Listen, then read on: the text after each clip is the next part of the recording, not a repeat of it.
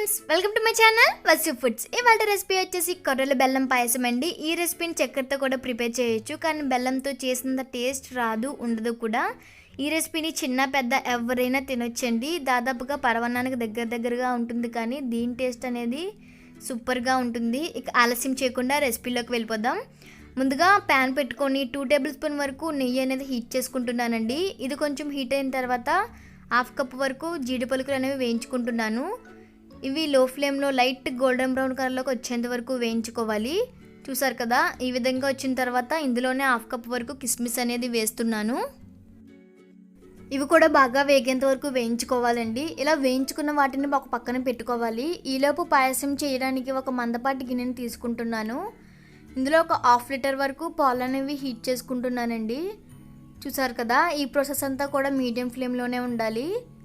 ఒక పొంగు వచ్చేంత వరకు గరిటెతో కలుపుతూ ఉండాలండి, లేదంటే అడుగంటేస్తుంది.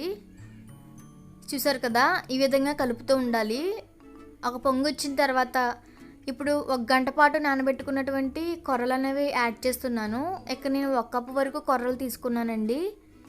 ఇది కూడా బాగా కలిసేంత వరకు కలుపుకోవాలి, లేదంటే అడుగంటేస్తుంది. ఇది కావాలంటే కొర్రలని ఓవర్ నైట్ కూడా నానబెట్టుకుంటే బాగుంటుందండి, త్వరగా ఉడికిపోతుంది. చూసారు కదా, కొర్రలు అనేవి ఉడకడం స్టార్ట్ అయింది. ఇలా మీడియం ఫ్లేమ్లో ఉంచి ఉడికించుకోవటం వల్ల పాయసం అనేది బాగుంటుందండి. అంతేకాకుండా అడుగంటకుండా కూడా ఉంటుంది.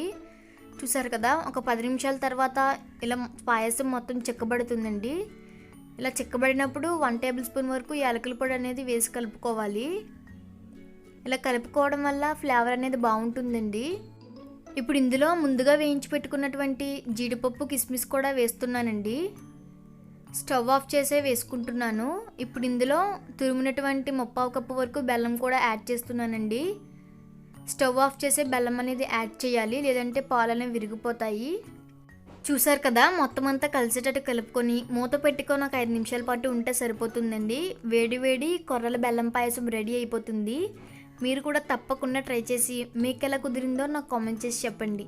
ఈ వీడియో కనుక మీకు నచ్చినట్లయితే లైక్ చేయండి, షేర్ చేయండి. నా ఛానల్ని సబ్స్క్రైబ్ చేయడం మాత్రం మర్చిపోవద్దు. ఎప్పుడు ఒకేలా కాకుండా ఈసారి ఇలా కొర్రలతో పాయసం చేసి చూడండి, అందరికీ తప్పకుండా నచ్చుతుంది.